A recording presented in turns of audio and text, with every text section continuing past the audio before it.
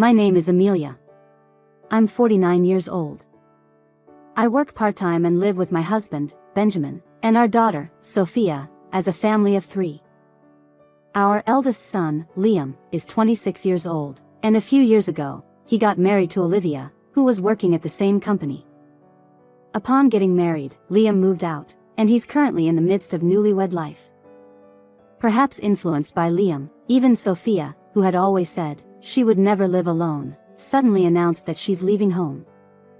My daughter said, "I'm already 23 years old, so don't try to hold me back." She began gradually preparing for living on her own. I had thought that Sophia would stay at home a bit longer, so the idea of being alone with Benjamin in the future made me a bit melancholic. 10 years ago, Benjamin had an affair with a young colleague from his company. The affair partner also had a partner, making it what they call a double affair.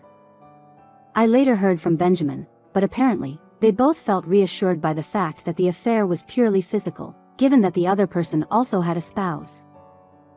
However, it seems the affair partner felt differently, and she ended up confessing to her spouse, saying, "I have feelings for someone else and want to get a divorce." Her husband became furious and demanded a large amount of compensation from Benjamin. Feeling at a loss, Benjamin felt that he couldn't hide it any longer, so he came to me and apologized.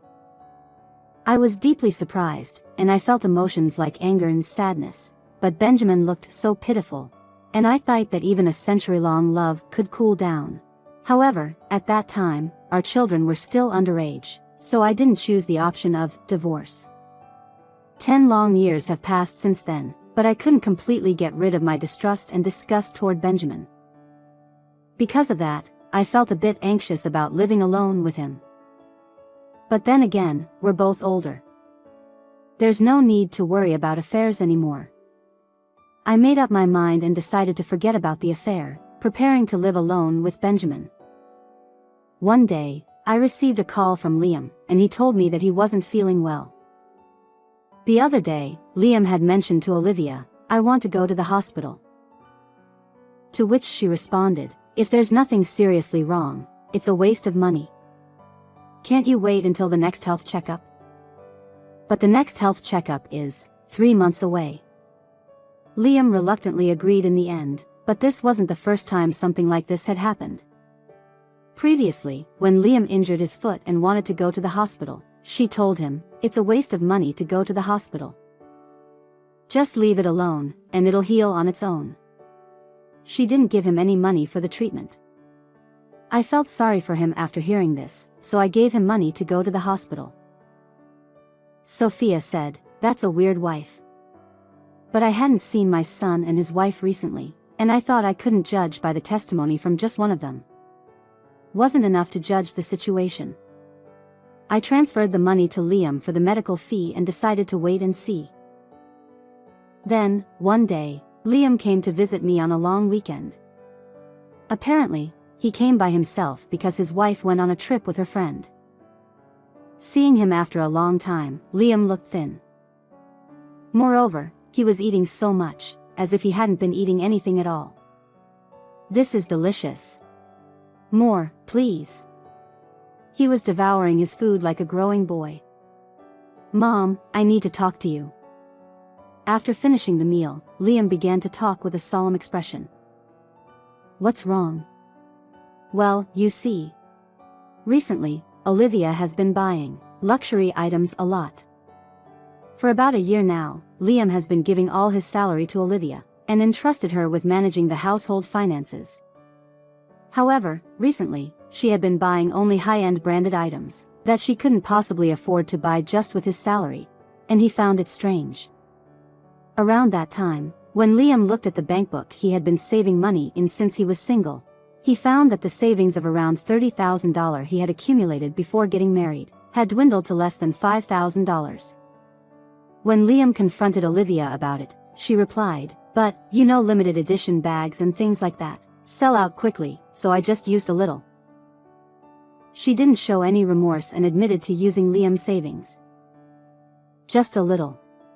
You've already spent over $20,000, and I've been saving it for emergencies or when we have kids. I'm really worried about our future." Seeing Liam, who had always been optimistic about everything, looking so concerned about money, I figured that they'd been facing a serious problem. I felt that I needed to talk to Olivia, so I arranged to meet her sometime later. Just then, I received a call from Benjamin, and told me that Liam had collapsed. It's serious, Liam has collapsed. Olivia and I are with him in the ambulance. Amelia, please come quickly. I hung up the phone and hurried to the hospital. Since Liam couldn't find a job for a long time, my husband helped him to get a job at his company, and they've been working together. Therefore, when Liam collapsed at work, Benjamin and Olivia, who were at the workplace, accompanied him to the hospital. How is Liam? Is he okay? Oh, Amelia, you're making such a fuss. We're in a hospital, you know. Please lower your voice. In a fluster, I entered Liam's hospital room, and Olivia said that with a smirk on her face. Olivia. What's going on?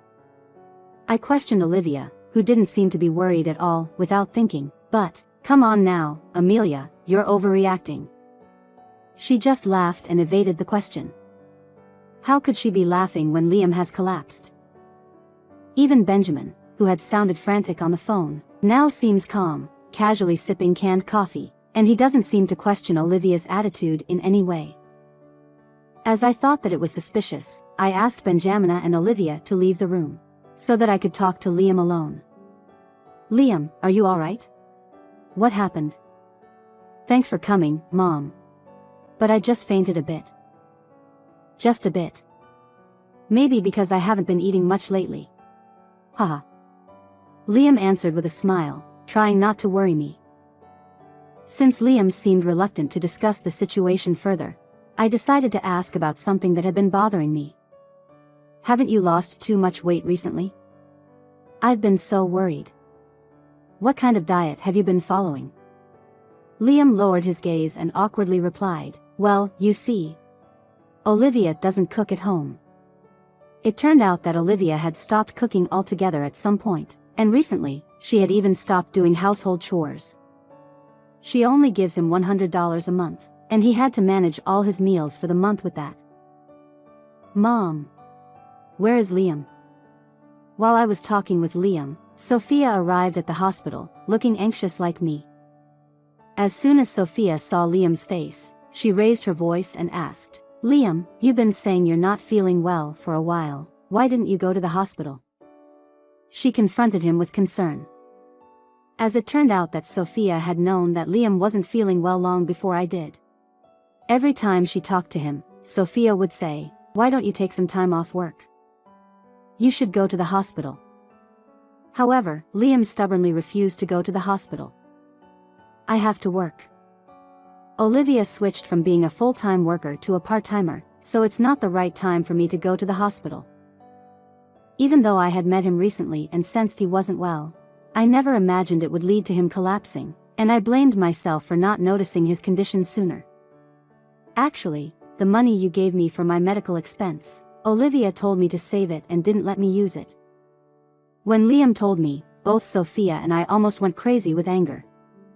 Later, when we talked to the attending physician, he told us that the cause of Liam's collapse was overwork, stress, and malnutrition. She had been depleting Liam's savings without his permission, refused to let him go to the hospital until he collapsed, and even took the money for medical bills I had given him. I couldn't believe how heartless she had been. I finally decided it was time to confront Olivia. Wait, Mom. I was thinking. As I was leaving the hospital room to look for Olivia, Sophia stopped me. Could it be that Olivia is having an affair or something? Huh? I thought I misheard it when Sophia suddenly said that. Well, you see, Olivia has been acting as if she doesn't care what happens to Liam. And recently, Liam had been saying that something was off with her even at work. It wasn't an entirely implausible theory. Moreover, according to Sophia, it was only in the past year that Olivia started controlling Liam's money, and stopped feeding him. It is even more recently that she stopped sending him to the hospital. Perhaps it was an action she took to be with her lover. Maybe Liam was in the way. Sophia and I decided to start by investigating the affair. I thought about asking Benjamin, who works at the same company, whether he had noticed anything suspicious about Olivia. Considering my own experience with Benjamin's affair, I figured that affair partners are often found in the workplace. "Hey, I need to talk to you." I found Benjamin in the hospital lobby, drinking coffee alone. I asked him if there were any employees at the company who seemed close to Olivia, or if he had noticed any unusual behavior. "I don't really know. I don't have much interaction with Olivia at work anyway." When I mentioned Olivia's name, Benjamin became fidgety and uneasy, clearly trying to hide something. Perhaps Benjamin knew about Olivia's affair. Her lover may be his colleague, or he has seen them having an affair. If for any reason Benjamin was being blackmailed or threatened, Liam's safety could be at risk. Feeling this way, I hurriedly bought a voice recorder and set it up in Liam's hospital room. This was a lesson I had learned from when Benjamin had an affair. Never did I imagine it would come in handy like this. It felt ironic, but right now, Liam's safety was paramount. The next day, when Liam, Sophia, and I checked the voice recorder, we found something shocking recorded on it. It was an audio recording of a conversation between Benjamin and Olivia, made while Liam was asleep after Sophia and I had returned home yesterday. It's not looking good. Amelia might have noticed the affair. It was an audio recording of Benjamin fussing that I had noticed, perhaps because I had probed his movements. Just as Sophia had suspected, it seemed Olivia was indeed having an affair. Meeting at work should be avoided. If this continues, this might lead to a divorce. Initially, I thought Benjamin, who knew about Olivia's affair, was warning her about it. However, Benjamin's words took an unexpected turn. "We should break up. We need to stop this affair." Stunned by his words, the three of us froze in place. What? What does this mean? Dad and Olivia. Sophia was upset and looked at my face and Liam's face alternately. Despite our bewildered state, the voice recorder continued to play, revealing one shocking statement after another. "It's unfair after I've weakened Liam to this point. I prevented him from going to the hospital, and I didn't even give him food. I never told you to go that far. But if your wife has already found it out, there's no turning back. Let's get rid of Liam and be together." The voice recorder continued to play the conversation between Olivia, who was trying to manipulate Benjamin, and Benjamin, who was silent as if he was thinking really hard. "Tomorrow, I'll mix some medicine into Liam's drink. Once Liam is gone, everything will be resolved. If you don't want your wife to find out, don't say anything anymore." Upon hearing Olivia's horrifying plan, Sophia exclaimed loudly, "Liam is in danger. Mom, we need to call the police." Sophia's words hit me, and I consulted with the hospital staff. Then, they agreed to report the situation to the police. Liam seemed even more shocked by the content of the voice recorder than I was, and he remained in a state of shock. It was worth consulting the hospital staff, and the police seemed to act quickly. At that moment, Olivia, who had originally planned to visit Liam, appeared in his hospital room. And she was accompanied by Benjamin. As if the conversation recorded on the voice recorder yesterday never existed, they came into the hospital room in a good mood holding hands, and they looked very close. Yesterday, Benjamin had mentioned that he had work piled up due to leaving the office to be with Liam, and he didn't return home until late at night. He must have been with Olivia the whole time. I was getting angrier and angrier, wondering what he was doing while our son was in this condition. When I called out to Benjamin, who did not seem to notice me, my voice came out so low that I was surprised myself. "Benjamin." Startled by my voice, Benjamin quickly let go of Olivia's hand and stammered, "What? Were you here already? Wasn't our appointment supposed to be in 1 hour?" He seemed extremely flustered. "What? Do you have a problem with me being here early?" I asked. "And no." He denied hesitantly. Watching silently, Olivia's expression seemed genuinely annoyed. Finally, the police has arrived in the hospital room. "What's going on? Who are these people?" Clearly not understanding the situation, Olivia initially seemed displeased. But her attitude changed when the police requested her cooperation. "Olivia, can we talk?" "What? What have I done? Did Benjamin call you?" "Huh. It wasn't me." I cornered Olivia and Benjamin, who were confused and unable to understand the situation, so that they could not escape. "Olivia, don't you have something to tell us?" "There's nothing." "What is it with you two?" "There's nothing to talk about." I got straight to the point. "You've been having an affair with my husband, and you were trying to get rid of Liam, weren't you?" What are you talking about?" "That's not." Perhaps, she never thought that we knew her plan. She became flustered. Sophia quickly played the recording on the voice recorder loudly. "See? Just give up already." After Sophia finished playing the recording, the police told Olivia to surrender, and she collapsed. Though we thought that she had finally given in, she suddenly clung to Liam, whom she had ignored until now.